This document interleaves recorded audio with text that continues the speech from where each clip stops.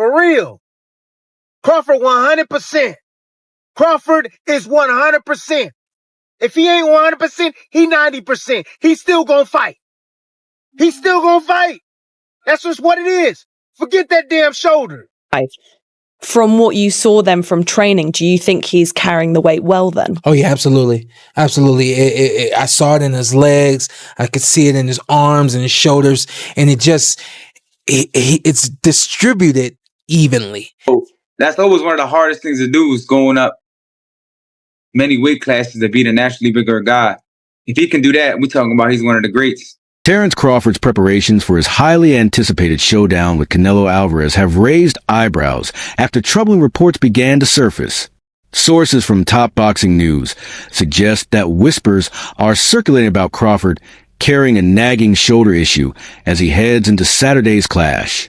These rumors have left fans and analysts alike questioning whether Crawford will step into the ring at full strength and how much the possible injury could impact his performance under the bright lights. Former champion Tim Bradley, however, isn't buying into the speculation. He pointed out that nobody outside of Crawford's tight-knit camp truly knows what's happening behind closed doors. Bradley stressed that when fight night comes, Crawford will be locked in, and whether he's operating at 100% or even slightly less, he'll still show up ready for battle. Bradley's confidence highlights his belief in Crawford's unique blend of skill, mindset, and resilience, qualities that allow him to push through setbacks. By brushing aside the injury rumors, Bradley doubles down on Crawford's image as a fighter who refuses to make excuses and always commits himself fully once the bell rings. Bradley, you already know the rest. F that damn shoulder. We don't care about that shoulder. We don't care about that shoulder. Man, I see some bozos talking about, oh, his shoulder hurt, all this. You don't know what you're talking about. Shut up. You don't know what you're talking about. You just talking just to talk. You have no clue what's going on in Crawford's camp. No clue. So shut up, bozo. Man, tired of this, man. Golly. Even the stuff about Boots. Boots beating the hell out of Canelo. Fugazi. That's not true. That was not true. That was not true. Man. Everybody always creating stupid-ass narratives just to get views, yo. For real. Crawford 100%. Crawford is 100%. If he ain't 100%, he 90%. He's still gonna fight. He's still gonna fight. That's just what it is. Forget that damn shoulder. Bro, this is what we signed up for. This is part of being a fighter. That's what it's part of. This is what you wanted. This is what you got. This is what comes with it. That's it. Stop making excuses. Don't want to hear that, man. Hell no. No excuses. No team. Winner takes all on this one. That's how that go. Winner takes all. We don't want to hear no damn excuses by anybody. I know I don't. Hell no. Canelo win fair and square. He win fair and square. That's just what it is. He's the better fighter. Period. If Crawford wins fair and square, he's the better fighter. That's what it is. Period. I don't want to hear nothing about no weight. I don't want to hear none of that. Nope. They the same damn weight. That's what they are. On fight night, they might be a different weight. Saudi advisor Turki Alashik, the driving force behind bringing blockbuster boxing events to the kingdom, shared his enthusiasm for the upcoming showdown. He described it as the most significant fight they've hosted to date, a spectacle that not only represents a massive promotional achievement, but also commands worldwide attention. When pressed on the challenge of Terence Crawford moving up in weight, Alashik spoke with confidence, insisting that both fighters will enter the ring fully prepared and operating at 100%. His remarks highlight the professional stage being set for this mega event, where neither Canelo Alvarez nor Crawford will be lacking in opportunity or support. For Alashik, this isn't just another fight. It's about making boxing history, with the world watching every moment. It's been good. It's been good. And this is the biggest fight in the last 10 years. What do you make of Terence Crawford's shape? He posted that photo with the six-pack. How do you think he's handling the weight? This is the fight, the biggest fight for them. And they will be ready 100%, both of them. Thank you very much. Oscar de la Hoya, legendary Hall of Famer and Golden Boy promoter, weighed in on the tough road ahead for Crawford. According to him, Stepping up to challenge Canelo Alvarez is no small task, especially after being out of the ring for nearly a year. De La Hoya stressed that Crawford will have put on a near-perfect performance if he hopes to overcome Canelo's power and veteran experience. On the other hand, Canelo's path might be more direct. If he can absorb Crawford's shots, control the tempo, and use his natural size and strength, the advantage shifts in his favor. De La Hoya's insights carry weight, drawn from decades of knowledge as both a fighter and promoter, where factors like weight and ring activity often prove decisive in shaping the results of marquee matchups. Terence has a shot in beating Canelo Alvarez. When I watched Terence Crawford get rattled and rocked by Yorkis Gamboa, who's a natural 30-pounder, it's going to be a huge problem when he gets hit by Canelo, who's a natural 175. So he fights at 175. He's fighting these big monsters. Right. Yeah. He's not getting rattled at all. Right. No. Berlanga's a big kid. Right. Yeah. So it makes me think, I mean, how is Crawford going to keep him away for 12 rounds? Canelo's going to come at him hard. Right. But then again, I think about Crawford's abilities and his IQ and his footwork. Boy Anthony, Executive Club, getting a fresh haircut. But just want to talk about Canelo Crawford is coming up this weekend and everybody's excited. Here in Vegas, the electricity is in the air. So look, even though these guys are combined almost 80 years old, it should be a good fight. And let me tell you why. Crawford is coming up 2 weight classes and he's coming off a year's layoff. So that's a huge advantage for Canelo. If Canelo forces his will on him, he'll probably be 190 pounds inside the ring on fight night. I give him a great shot in the 7th, 8th, 9th, 10th round to knock out Crawford. If he doesn't do that, then Crawford is going to box his ears off. It might be another Mayweather versus Canelo. Remember when Mayweather was just schooling him and making him look silly? That can happen again this Saturday. So everything has to be perfect for Crawford. He has to use his footwork. He has to use his speed, his combinations, his ring IQ. He has to stay disciplined. And Canelo, all he has to do is take Crawford's punches, but he cannot be comfortable inside the pre-fight press conference. Terence Crawford wasted no time addressing the chatter about his rumored shoulder problem. Rather than getting defensive, he brushed it off with humor and sarcasm, turning the speculation into a joke. His playful response radiated confidence, making it clear that he wouldn't let outside noise derail his focus or shift the storyline. This moment showcased one of Crawford's greatest assets, his calmness under pressure. Time and again, he's shown that he thrives when the spotlight is brightest, never giving rivals the slightest psychological advantage. Thank you. Hey, Terence, how are you? This is Chava Rodriguez from ESPN Couch.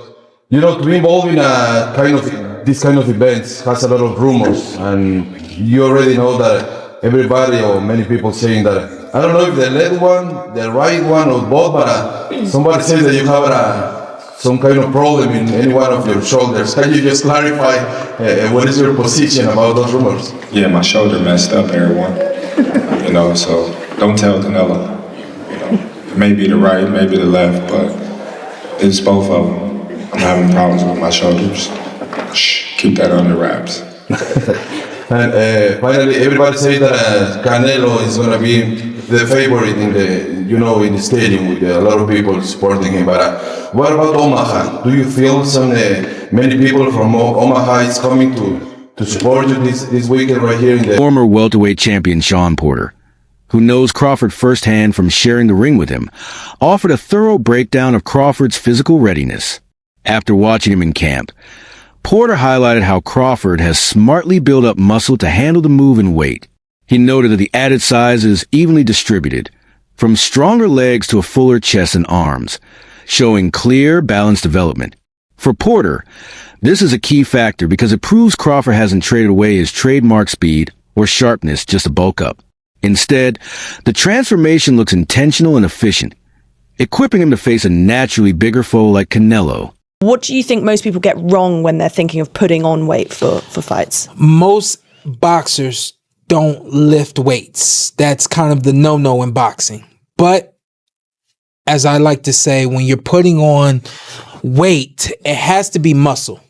You can't put on fat. You can't put on, sluggish nothing. You know, so the best thing a fighter can do when he's trying to gain 10 pounds to fight at another weight class is hit the weights, up your protein and things of that nature. I saw the man eat. The man is eating brilliantly. You know, he's doing it all right. And that's what I meant when I said, you know, when he decided to take on this challenge and Canelo Alvarez, it takes a good 2 years to successfully put on 10 pounds, along with successfully putting on 10 pounds to get your body to acclimate to that weight, right? So when people talk about him being out of the ring for 13 months, they really have to also accept they have to understand that he's been working and training for everything that he needs to do on fight night against Canelo Alvarez. So you saw him in camp as he was building and putting that weight on, and you said that you think he's doing it right. From what you saw then from training, do you think he's carrying the weight well then? Oh yeah, absolutely. Absolutely. I saw it in his legs. I could see it in his arms and his shoulders, and it's distributed evenly.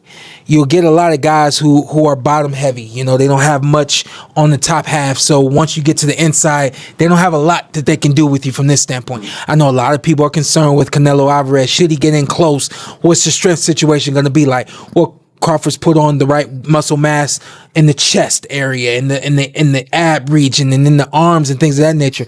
I think he's going to be able to handle the strength just fine. The others say, like, no, that's 2 more weight classes. Like, once he gets touched by Canelo, it's going to be different. I am concerned about him absorbing a Canelo punch, especially through the course of 12 rounds. We do know this about Canelo. He's going to slow down, you know, so I think if anything, Canelo would try to start fast and bang on him and break him down before he gets later, and he still got that kind of steam. But, you know, there's so many components that make a champion. There's so many components that make a great, a legend.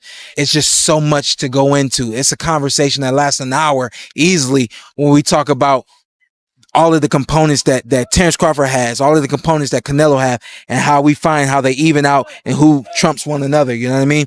We tried to do that with Errol Spence and Terence Crawford, and we see how that panned out. Even with encouraging updates coming out of camp, Crawford found himself under fire after a photo surfaced that seemed to show him out of shape.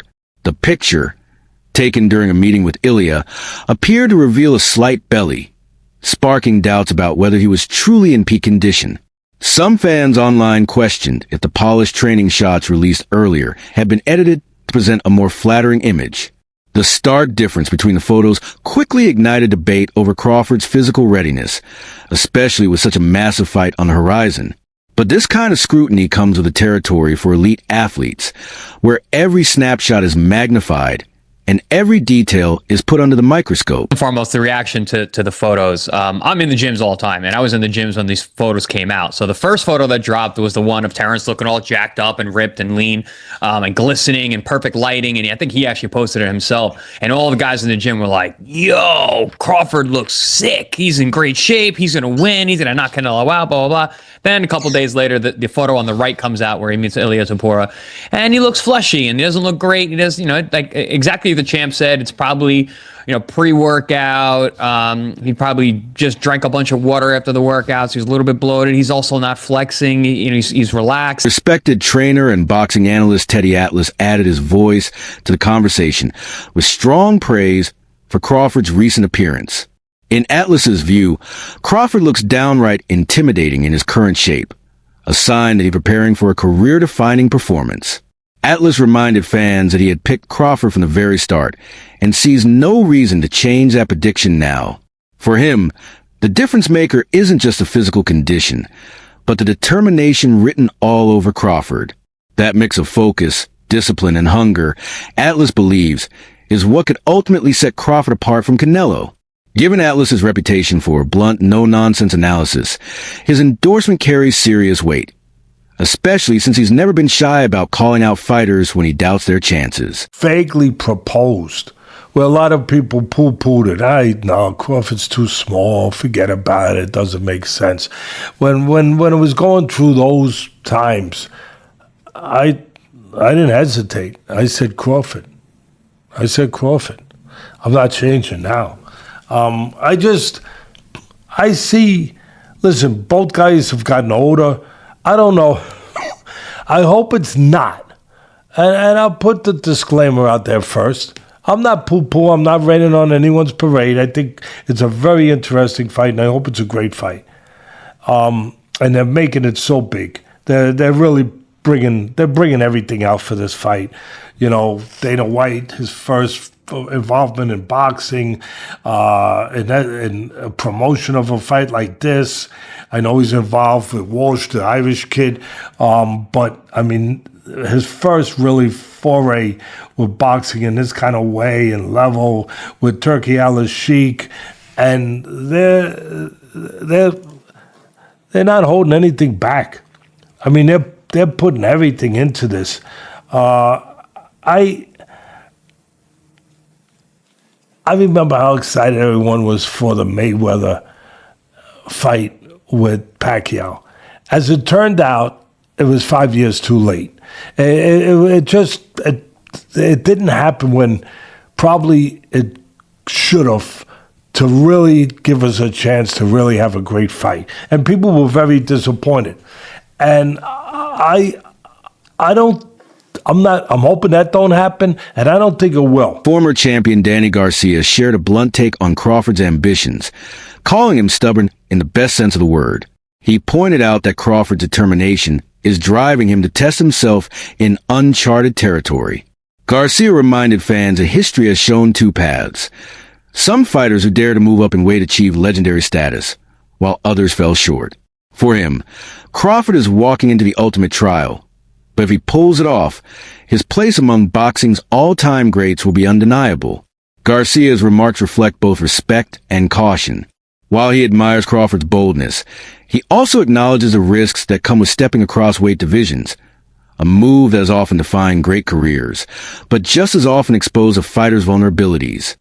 Terence Crawford's trying to do what every great has tried to do, is go up in multiple weight classes and win. A lot of people, a few did it, a few didn't. You know what I mean?